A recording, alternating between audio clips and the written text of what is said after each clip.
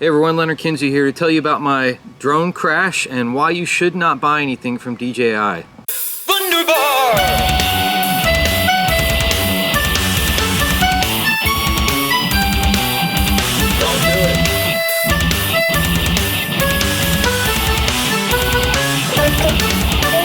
So when I was planning this most recent 2-week trip to Europe, I thought it would be pretty cool to have a drone to shoot places that I couldn't go, just to get some more cinematic shots. I've really been liking what people are doing with drones lately.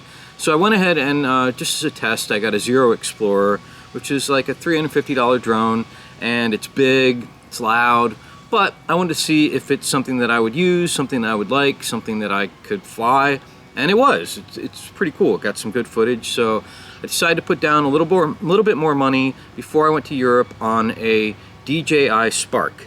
Now this is a drone that they market as a consumer drone that you can hold in your hand with no remote control. You can kind of wave at it and it'll fly away and take a selfie of you. You can do motion activated stuff like that and it'll move right and left. So totally oriented toward consumers. It's small, it's quiet. Now you can control it with your phone, or you can go even further and you can buy remote control for it, which gives you the ability to fly faster, further away.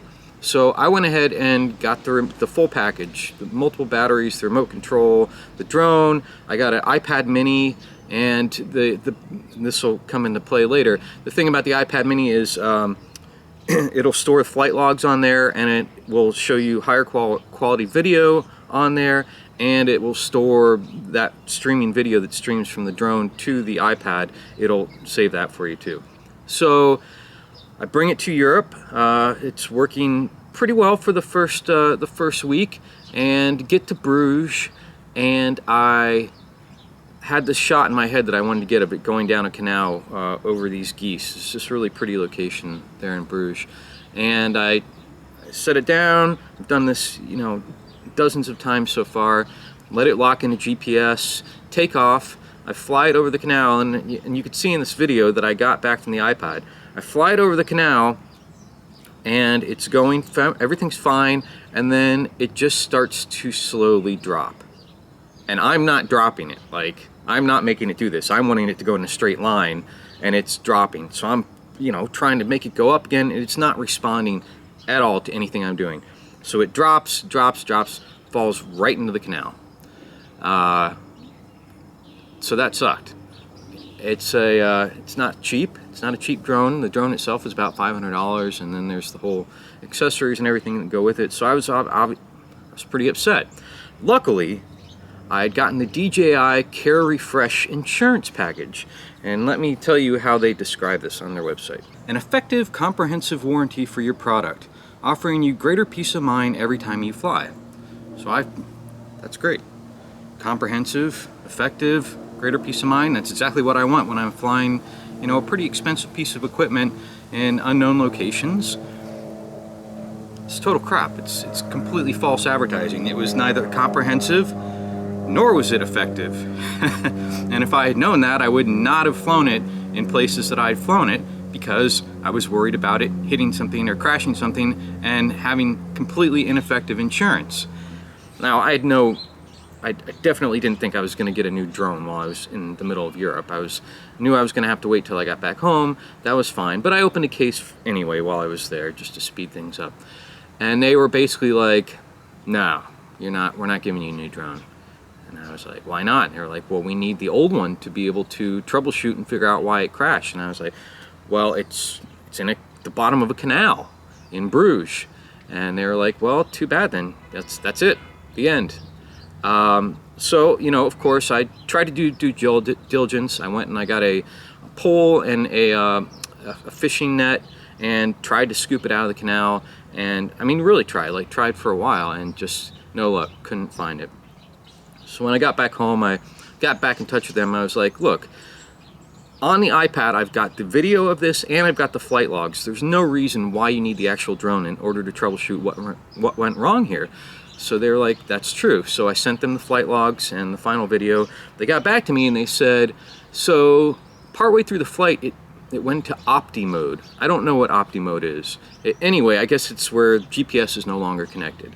Now, my impression is when that happens, it's supposed to return to home, return to the place where it originally started from, because it's no longer connected to GPS. And at least, I guess when that happens, it becomes to where you can't fly it normally with the remote. All I knew is it was totally unresponsive to whatever I was doing with the remote. So that seems like a design flaw, or at least something that shouldn't happen with a consumer drone that most people aren't even going to control with a remote control. So I was like, look, this isn't ready for prime time. This was obviously the fault of the drone. This was not pilot error or anything. So can you just send me a new drone? I mean, you've got the logs that you need. You've got the video. They're like, no. No, but what we can do for you is send you a 15% off coupon for our store, which makes it 15% off of the price in the store, and made it pretty much the exact same price it could be found at every other retailer in the world. So they were absolutely not willing to work with me. The insurance package was basically worthless, and I have to say that if they're marketing this drone toward consumers, people who don't know how to fly drones, I can't believe that this isn't happening all the time. I mean, I would imagine they're getting flyaways constantly, or drones that are just crashing in places that people can't get to. So I can't be the only one who's having negative experiences here, not just with the drone itself, but with the DJI customer support and warranty support. So I cannot recommend this product at all. The video is okay. It only stabilizes on 2 axes, so you do get a lot of jitter. So I was pretty happy with the video, but I wasn't thrilled with the video, let's put it that way. But the support and the actual drone itself, can't recommend it. It is not ready for prime time yet. This is not something that consumers should be flying. I mean, it could be dangerous if I was flying that over, you know, I don't know, cars or people, or even just one of the swans in the canal, and it had taken a dump like that. You know, property or animals or people could have gotten hurt. And I don't really think that that's something that's capable of doing damage like that. Is something that should be marketed to consumers in the way that it's being marketed. Anyway, I hate to say it, but that's a big thumbs down for me. If anyone wants to buy a remote control and some spare batteries for their DJI Spark, hit me up, because they're just sitting there not being used at all. All right, Leonard Kinsey out. Swans. Swans do not care. Swans. They're unwilling to help. Swans. Shake your tail Pretty feathers. place for a drone to die. Lovely canal for it. Shake your tail. We came back to the canal and we tried to fish out the drone and it didn't really work that well, but we were the weird tourists that got to walk around with giant sticks and dangling over the canal. Did you see a drone? The one over there. Do you know where the drone is? I'm asking the swans if they know where the drone is. Look how cute they are though.